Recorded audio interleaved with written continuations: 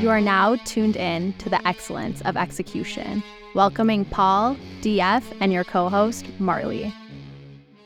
We are back, and I don't know why, Dom. No, you can't check your phone during the No, it's good. It's good. You know, it's okay. It's natural. You're used to construction, not podcasts. We Sure understand. it's on silent. When you were building this place, and I know we're not getting too far ahead, we told you were going to be the first guest on the Yes, pod. and I was. You were, but we didn't have this whole production, By and we default. weren't ready by default. Yeah. And we scrapped that episode. But Yeah. that was practice. I was checking. I'm like, when are they going to post it? And I'm like, it must have been that bad. We didn't have video, and you have a face for video, right, Dan? I think that's definitely true. Okay. Couple things, just Sure. a couple takeaways from our first recording session, Sure. and this is all Marley, just so we all understand Marley. Yeah, Number one, Marley's here I too. can't sit behind a white wall because I blend into the wall. That's forehead blends that's number into one. the That's wall. I'm gone. Your forehead. It's his forehead. It just like blends was right that the in. feedback from the first 3 episodes? No, you had? that was my feedback. That's Marley I don't feedback. know. That's Marley Okay. feedback. Okay. Number two? I think you looked great, but Thank you. Did you watch? Number two, I caught myself holding this the whole time, as if like I was nervous, but I'm not. So I'm You not are holding nervous. it. I'm not holding it anymore. Mic drop. Don't Mic do drop. that. You got in Okay, trouble already. no mic drop. So he dropped the mic at our holiday party during warm-ups. actual. Yeah, the DJ, which is Carlos My and speech- you know, my DJ Mel. speech- Yeah. She said DJ Mel. she'll leave and take the whole production down if he does that again. No. My speech, I got Probably a $1,000 mic. passionate. Oh, he was passionate. Like, honestly. I was passionate. I love it. I was passionate. I like that. He literally dropped it like 5 feet. But and you it did it on fell. purpose? She Yeah, was oh, yeah. mellow. If he does that again, But that was in mic check. It was in mic check because I was practicing. Wow. Yeah. Then but we're good. Me and DJ Mel, we're good. Daniel's always DJ causing or problems. ZML? ZML. Say that again. I said Daniel's always causing problems. I'm always the solution, never the problem. This is true. He's a good public speaker. Oh, yeah. That was good. I had to give it to you. He went there. up there and I didn't know where he was going. And he said, a wise man once told me, and then he started spinning out facts. It was good. Anyways. I thought you were going to bring up the glow stick thing, though, you know? I was really looking forward to that. I just hold on. Can't do inside jokes. Oh, sorry. Last episode. I think we have to But develop. if you watched the podcast, you would know. Oh, I didn't watch the whole thing. Oh, yeah. See, busy. now Too the busy. story's Too really busy. coming out. Too busy putting up porcelain Porcelain tiles. tiles. Yeah. Porcelain tiles. Marble. That's the illusion. So Even better. Domenic DeFrancesco, right? We have him here from Sesco Group. Yeah, I introduced myself because Marley thought I was a new age. So here's the thing, okay? I did not. So That here's is the thing. actually Here's the not thing. what Here's the happened. thing. So I asked if he did Paul's like bookshelf, like vanity. Oh, even worse. Yeah, I'm here for the. I'm here for the I don't mill even have work. a bookshelf for vanity. what are you talking about? Sorry, Dan's. But I didn't know. I'm sorry. That's you're throwing salt on the wounds right now. Why didn't you do it? so- if you're putting porcelain tiles at another place, why didn't you Don't do even his? ask. Well, So tried. that's They a wouldn't question you let got me. to ask Dan. So couldn't get him up the stairs. we're sitting in the office before we start recording, and Paul comes in, and it's me, Marley, and my team. And Paul looks at Marley and says, "Do you want some background on some of our guests today?" And she's like, "No, I did my research. I know." And then we're sitting here. And she's like, "So what? Like, are you like a new agent or I something?" did not say that. So when you did swear research, to God, I didn't so say hang on, that. walk us through this. You did research on Dom. Yeah. So what did you find? I just looked at his Absolutely like. nothing. So wait, did you see his picture? Yeah, I knew what you looked like walking in, As a new mortgage agent. and that's why I went up to him and introduced myself. Okay, so to ask him. us the first question based on his background. Get us started. Oh, that his dad started the company. That's not a question. That's a statement. Oh, sorry. Okay, so how long have you been working? When did you start? What age were you when you started? So are we like getting into the I questions? didn't know. or We're is just it- free reigning. Oh, There's free no reign. questions. Go. Free flow. Okay, so how I started was, like I said, you're kind of just born into a family business. You're not, I don't know, it's not something you're like, you wake up and I'm going to join the family business. It's, you hear it through the walls when you're sleeping at night. You're in the middle of dinner and your dad gets up and he takes a phone call and, you know, you hear him yelling at somebody or setting something up for the next day. So to be honest, you're kind of born into it. And that's where that passion kind of stems from. It's kind of indirect. It's not, it's just in you, right? So, and a big part of that was seeing my parents who started the company being passionate, and that passion kind of carries through, right, with myself. You see the way they are with the business, and it's just something that after university, it just became clear to me that this is my passion. Growing up,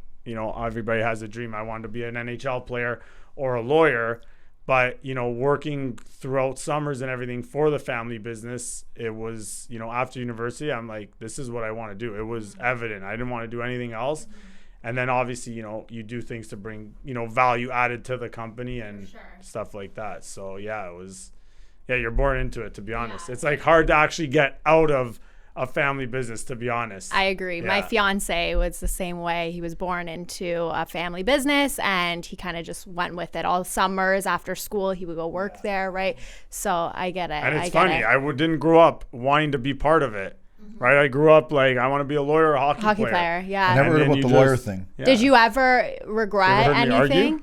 I heard you argue. I see you nodding, but like if you really agree with what he's saying, you should be running the restaurant. I would have been a good lawyer. I don't agree with what he's saying. Oh, okay, but you're nodding. No. There's many people that take over family businesses. Just the restaurant wasn't something I wanted to do. Yeah. I mean, I did. I grew up in it. I worked there my whole life. I was since 9 years old.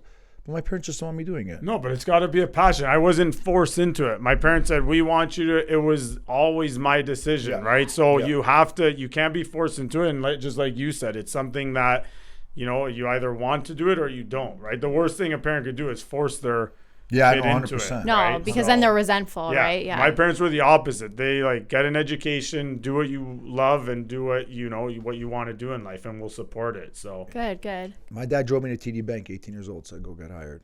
Yeah. I don't want you taking over the restaurant. Yeah. If I was a waiter at 18, I would have probably taken over. But he just kept me a busboy making $40 a night, so I could buy a Diesel T-shirt every weekend. You're just saying Diesel because you don't want people to make fun of you. It's really Parasuco. Yeah. I never wore Parasuco. You're wearing the jeans now. No.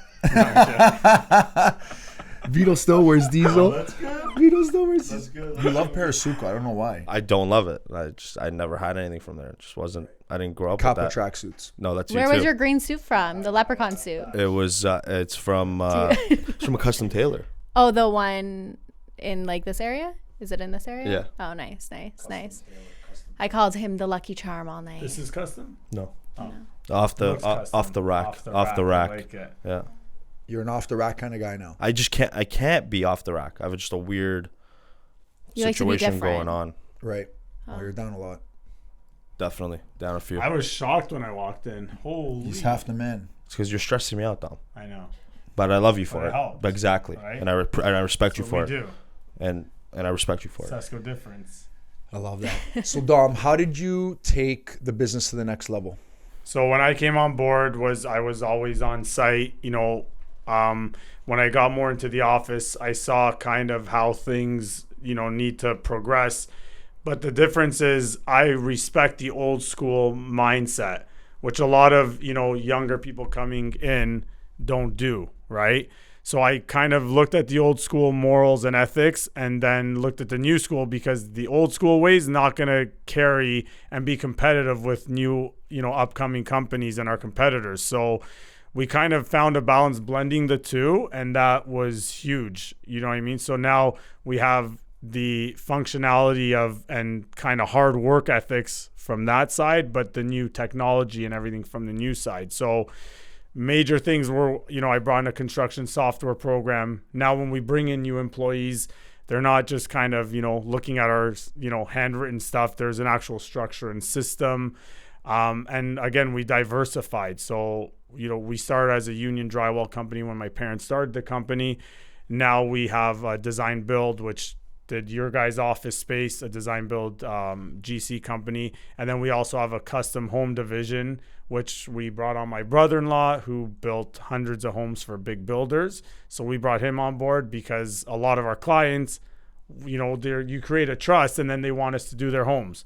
So that's another thing. So yeah, we kind of just diversified, and that was all you. Yeah, like design build, we never did design build. We always did on the GC side was you guys would hire an architect and an engineer and give us the drawings to price. I brought on more the design build where it's turnkey, like this space. You guys didn't hire an architect, and it was one kind of stop shop. So you go to Pops and you say, "Dad, these are my ideas." Well, walk me through. But it's not. But it's not that cut and dry, right? So it took time. It took years to get to that. It was arguments and headbutting. But what made it easier is I respected his ways, whereas a lot of kids coming into a business, they just want to reinvent the wheel, do it their way, and they don't respect where the business was brought to at that point. I would love right? to be in that meeting with you and Frank. Yeah. Was your Oh, mom there too? Frank's the Yeah, man. yeah. Frank's the man. No, and I owe a lot of that to my mom. Even my uncle, my dad's partner, he was a big part of that vision. And then, you know, my sister Pam, we brought on board. She's our head designer. So she kind of completed the whole design build. Yeah, it's a true family business. You know, function for us. You also so, rebranded. yes, that So was you changed the logo, the colors. yeah, social media rebranding. We're not that gimmicky social media type of company. But it's good enough. You don't Yes. need to be like you're present No. on social media, and that's good enough. Yeah. That's what she right? looked up. Exactly. Yeah. She's No, here for it's the got to social. be presence. professional and back up what Yeah. we do. Like when you see we did this space, everything has to complement, you know, what we do. We're more, you know, we show, not kind of talk about Yeah, it, yeah, right? yeah. So And that's big, and that's yeah. what you get from social Yeah. media. And yeah, our rebranding was huge. Again, like I said, we have 3 different divisions. It was becoming confusing to our customers, like, you know, which one is which. So we kind of kept the whole, you know, kind of original look, but split into 3. And now it's nice and clean and simple, and everybody loves it. So Yeah, it's beautiful. yeah. The way you did it was very nice. You guys recently celebrated 40 years, Yes. which is an incredible You accomplishment. guys attended? Congratulations. That was great fun. Thank you for having us. It was a lot Yeah, of the fun. bartender didn't tell me how high alcohol content was in those drinks, so I You held it apologize together. if I said You it. no, you Why, were held were it together. hammered? Yeah, because I didn't eat. You had those. You don't eat. You socialize. You're talking to those, everybody. Tequila How do you- smashes. Oh, No, yes, they the were, Palomas. Yeah, yeah. No, they're different. They're 12% alcohol in these little canned drinks. Yeah. That's what Marley drinks before an episode. Yeah, obviously. Right.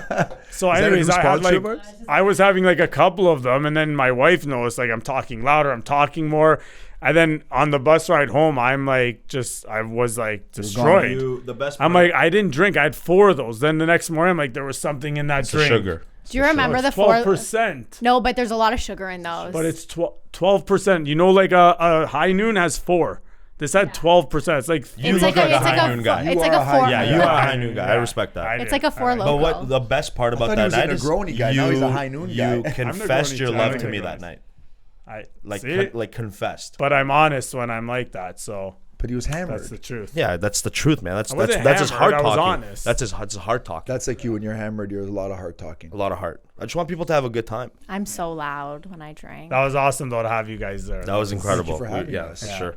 That was cool. So the longevity and success, 40 years. Yeah. Obviously, you gave us a little bit of background on the family, but to have 40 years of success, and you guys have continuously grown, and you're probably now 3 divisions, the largest. You guys continue to take on big jobs. I know this was obviously one of them, but now you have some other stuff you're doing, you know, Remax that I see on social, which is amazing. Shout out to them. So what contributes to that longevity? Like, is this the vision your dad and your uncle had? Yeah, relationships, morals, relationships, ethics, passion, right? So we still work for the same people from 30 years ago. You know, we still work for today. And a big part of that, you know, from me coming on board was to, you know, manage those relationships that my dad or uncle or mom started 40 years ago, because a lot of people can't. They come in and they don't respect those relationships, and it's more price driven. But even with our sub trades is the same. A lot of our sub trades have been with us 30 years. So it's really managing those relationships, keeping them going, and yeah, passion. Like the passion drives us. You know, I take this space, for example. You know, you walk in here, there's an energy in the space. Everybody's here and they all have, you know, kind of one goal, a shared interest and goal in mind. And ours is the same. And we have pride in what we do. So when I come to this space and I see how happy you guys are and the way it's functioning and the atmosphere, that to us is like, yeah, we're in business to make $1, but that to us is like that we've done our job. That is like, you know, that drives us to now keep going and do the next one and do more of this stuff, right? So that's kind of what keeps us motivated for 40 plus and ongoing years. Yeah, we had our CEO and partners in town the first time they saw the completed office this week, and they just said the space is incredible. You feel the warmth, and even though it's really big, I think he said the challenge is as these spaces get bigger, it's harder to make it feel warm, and keep that culture of you know. Once again, when you come in, you're feeling that it's very homesy and you get that. But you brought our vision to life. Like that's one thing that we said that we wanted to do, even though the space was big. you followed that path. And I think when people walk in, they feel that no matter how large it is, as you go around, and it is very like a maze in a way, but that was some feedback that he said, and that's awesome. When we first met, that was the vision, which is amazing. Yeah. So I know I have a few more questions, but what do you guys want to get into at all? Like, we got into quite a few stuff. Nothing. I think we're good right now. I feel pretty good. How about the luxury home side? You want to ask some questions about that division? Like, Yeah, do you want to build my home? Yeah, of course, we're always. Even on that, you know, I mean, we brought our. Listen, I don't like. We don't badmouth anybody. We get work just from our own work. But even on the homes side, what's kind of different from us is we have a commercial background. Commercial as in office spaces, which is structured. It's, you know, engineered, it's scheduled. So when we bring that into the home side, which is kind of very makeshift, a lot of home builders, you know, they don't have schedules. They don't have 2-week look aheads. They don't, you know, kind of have that structure. So when we bring that onto the housing side, we kill it. Like we did a 6,000 square foot custom home in King City. We built it in 10 months. People are like, how did you do it? It wasn't hard. It was just being organized and being ahead of the project, right? So it's really simple by bringing that approach into it, and it's been amazing. So I'm assuming during, you said 10 months, did you have issues getting supplies? Because I know during COVID, a lot of people had, you know, issues with lumber and stuff like that. So the thing with COVID was, it was an excuse for a lot of people, because usually we're, say, you know, a month, 2 months ahead of our projects. Yeah. During COVID, we had to be 4 months ahead. So it's all just planning and you know, efficiency. But people that say, oh, there's delays, you should have known about those delays a month before you found out about those delays. Because my kitchen took about 4 months to build, and I don't live in a huge house. Our kitchen is not that big, so took forever. We're not perfect, and we make mistakes, but it's you know, having the backup and relationships we have. And honestly, a lot of people come on these podcasts and stuff, and it's about I, me. We're not that company. Like, we are a team. We're a family. Our sub-trades are a family. Like, it's not just us. It's not just Sesco. It's our sub-trades. Our sub-trades back us up. When we need them to push, they show up. So a big, like, shout out to all our sub-trades, because, you know, they you know, help us who we are as well. So you guys are an incredible team. I think the peace of mind that you gave us during the build and how quickly you guys did it, and the quality was incredible. Like, we didn't have to worry about a single thing. Yeah, no, honestly. And that's what we try to do, right? So when we were doing our house, we had to be there every day, overseeing things. It makes a big difference. We always ask whoever the guest is the first time they met. So obviously Dom and I go way back. Do you guys want to know, like, well, I'd love to. Yeah. How we met? I'd love to. Dom. I'd love to hear this love story. So love story. Is it the beach story? Well, that's kind of brutal. I'm joking. Oh my God. Long walks on the beach. Marley's gonna rip you two for that for sure. To be honest, when did we first meet? Is it bad I don't remember that? That's a little ugly, no? They don't even know. Was it at? I know, right? I know how I met you. I know the first day I met Marley. Yeah, well, yeah, you do. We talked about course this. I do. Yeah. So do I. I know the first time I met you. No, I didn't. Today was the first time you guys met. I didn't think She thought you were trying to build her shop. New agent. I don't know. It was through friends. Probably at like. Yeah, so we had mutual friends that Didn't you go to Robert Offend as well? No, Robert F. Hall. Robert F. Hall. Robert Offend's our CEO. He always calls Robert F. Hall Robert F. It's how I remember things. No, I didn't go to. You know Robert what the F. Hall. best part is they just asked us to ask how they met, and they don't even know how to answer their own question. Yeah, they don't know. No, we met through mutual friends. No, I remember we met through mutual friends, and we on the beach. Yeah, on the beach. Maybe playing soccer. No, I didn't play soccer. Oh, hockey. That's right. And Paul, you played hockey? No, I tried to. I'm not very good. You used to come do pick when we. Yeah, do pick-up that's nights, right. With your brother-in-law and stuff. Yeah. So we kind of just met through mutual friends and hit it off. And that's awesome. Yeah, it was good. I mean, look, when we were deciding to take on the space, it wasn't even a conversation. It was Sesco or Sesco. Pretty much. Like it wasn't a conversation because of your relationship, which is exactly kind of the root of Sesco design build.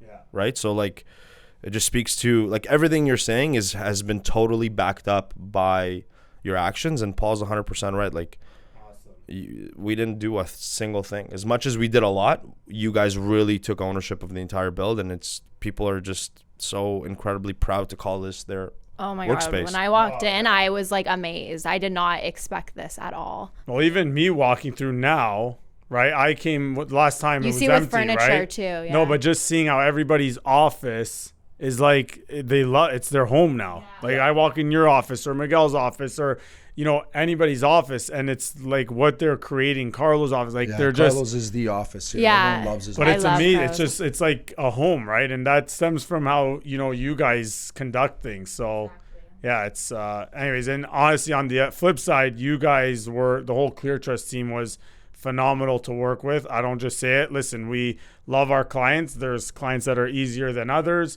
You guys were phenomenal, and without that, we can't do our job, right? You guys were on top and made decisions fast when we needed them. And to us, whether it's the design, build, the housing, a project needs to be fun. It should be enjoyable. When I hear people stress about, I stressed about renovating my house, or I stressed about somebody's not doing their job. To us, the main thing is we want to have fun, make $1 and that exceed our clients' expectations in the end. So when I was doing my house now, I remember, we're going back, 6 years? Yeah. It was earlier. Probably longer, yeah. No, I think it was 6 or 7 years ago. We struggled to get drywall. Like the drywall guy just canceled. He's like, I'm not coming. So I called Dom, and Dom helped look at the drawings. And within 2 days, you brought in all the drywall. I remember you taking my window out up top. Yeah. You had to pull out the window, got all the drywall in. But again, that just speaks to like how reliable you were. You did that for me as a favor, and I know I think we just invited you to dinner to say thank you. Yeah. We should have did more, but no, at least we used you for this. That's No, dinner's nice. Listen, it's my dream. Can't go wrong. It's my dream for Sesco to build my house. Like I'm not even lying. Like I would love that. I just gonna take a little bit of time. Just take a little bit of time. We're here. We're not going anywhere. I know that, and that's what I'm very hopeful and excited about. And you're 100% right. A project should be fun. It shouldn't be stressful. It should be enjoyable. Like it should be an opportunity for your office or your team or your family and whoever is taking you guys on to go through the process and just enjoy and see it come to fruition from nothing. Yeah. And that's the beauty of creating something from nothing, where it's so collaborative with you guys, and it's so unique on its own. Like every office you walk in here, it's unique to the individual that sits in that office. Yeah, exactly. And the relationship, like honestly, I know whatever at our 40th party, I was talking a lot, but that's the best thing to us. It's not, at the end of the day, it's like the relationships. Like you guys are literally like family now. Like it's just, that's the part I love the most, right? It's like you guys don't have to give us another job for the rest of your life, and we're still going to talk and catch up and keep in touch. We don't just, after somebody gives us a job, we lose touch. We're not like that. You guys do a great job, and I think we tell our agents when we were going there to meet and pick out stuff, you'd give us branded chargers and a hat and a mug. Like this type of stuff keeps you top of mind. You don't have to do it. You already did the job. Yeah. But that's why when I tell the agents in here when I'm coaching, stay top of mind. But little gifts go a long way. Like even if someone tosses it and they don't use it. Like I use all the stuff you give me. You brought me a golf shirt today. At the end of the day though, and I was wearing your sweater the other day. Robbie and Liz came by and I'm wearing that's the warmest sweater I have. Anyways, he's like, oh, you're that's a big my COVID sweater when you're freezing with COVID. That thing was I literally the best. sweat when I wear it in the house. Yeah. But anyways, he's like, oh, you're a big Sesco guy? I go, yeah, well, he did the office now. That's I got to rock it. But regardless, it's stuff like that goes a long way, and sometimes our agents don't do it. Yeah, I would recommend Sesco blindly, like really blindly. Thank you. No, I'm excited. I'm gonna go speak to my fiance's family because they wanted to do their office. There you go. So they just haven't found somebody. See, so it's got you another and job. I could sell them a mortgage too. Exactly. Hello. Yeah, Exactly. obviously. Yeah. And you can build them a shelf. And a shelf. He Yeah. doesn't give me mortgages, could do a shelf. so you've. Yeah. Marley's like, where's my shelf? Is he brings it up? Like, He's a shelf guy. Yeah. So Dom, 2 last questions before we go. Yes. I know you're incredibly involved with the kids. You're a very proud father to 2 and another one on the way. Yes. Aguri, which is amazing. Aguri. Thank you. Any other Italian words you want to throw out? No, I can't. You sure? No, I'm gonna be made fun of. That was good. No, You said no, that. Yeah, that was good. I'm gonna be It's made way fun of. better than what I could do. I like so. that. I can't even do it. Yeah, neither can I. No, we're done. Okay, he's going to have tripa for lunch. For sure. So how do you balance running this business and being active in their lives? So support, like hands down support from, the whole Sesco team. So if one of us is out or can't be there, or, you know, kid is sick or whatever it is, you know, we kind of all have our own individual roles, but we know how to cross over and kind of, you know, piggyback on each other. So it's, as far as Sesco in the, you know, during the workday is a support system. So, you know, if somebody's not there, I'll fill in, and we kind of have this overlap system too, but also have our own individual tasks. So that for one makes it, you know, a lot is very helpful. And then obviously support at home, right? So my wife, the way she supports, you know, me and the kids, people don't give the kids credit, because I was that kid. You know, we're sitting at a dinner table and you don't eat dinner all together that often. And the one time we would, you know, my dad would get a call and, you know, be on the phone for half an hour. But so the kids have to kind of support it as well and not make you feel guilty, which a lot of people kind of miss, right? And again, it goes back to how you're born into it. Whereas my kids are now seeing that, right? We're having dinner and I have to get up. But the good thing is my wife is also in construction management as well. So it doesn't bother her. She's used to it, because sometimes she's got to take a phone call. So that is a huge part. And I saw even with my dad when he started this company, having my mom's support. And without that, we wouldn't be where we are today, right? And, you know, the client dinners where you got to bring your wife along, and maybe they don't want to be there, or they do, but you got to kind of do those things. So it's literally, there's one word for that, is just support on 100%. Every level. 100%. Yeah, it's true. And then what's one piece of advice you'd give to maybe a kid or someone that's growing up in a family business that wants to potentially take over? What piece of advice would so again, you have to passion. Don't do it because you want to be your own boss. That's the first mistake. Don't do it because you want to make your own hours, because the hours are 24/7. Literally. And even mentally, you might not be in the office, but, you know, before you go to bed, you're thinking about it. You wake up in the middle of the night, there's something on your mind. So don't do it for the hours. You know, don't do it just for the money, because those are kind of the three ingredients and recipes for failure. And I've seen it. Kids come in and it's just, they're not into it. So be passionate. You gotta love what you do and kind of, you know, want to do it every day. And again, I touch back on the pride part, where it's, you know, you need something to drive you every day to do this. Because the money, you guys know, you have your own business. The money, you never really see. It comes, it goes, it just kind of circulates. Literally. Yeah. Never see it. But what the driving force is literally just, you know, being able to be proud at the end of the day. And that's something that my father always says, like, and that's one of our kind of mottos and core values, is do it once, do it right, and walk away proud. And if you can't walk away proud, you're not going to get that satisfaction, and you're not going to want to do it tomorrow. You're not going to want to wake up at 6 a.m. and, you know, take emails and calls. So that to me is just the two biggest things: passion and pride for what you do. Dom? Amazing. I knew you wanted to be an NHLer. I learned you wanted to be a lawyer. Everybody did. You're very good on the mic. Thank you. For a construction guy. I mean, it's my second. I got like. Yeah, but now you're on your camera. practice. Yeah. You have a face for video. Thank you. And I'm proud to be your friend. Yes, thanks so You're much. a good man. We're talking about pride. You got to say it. Yeah, P&P, bro. Pride and passion. Yeah. Pride and passion. That's good. It's true.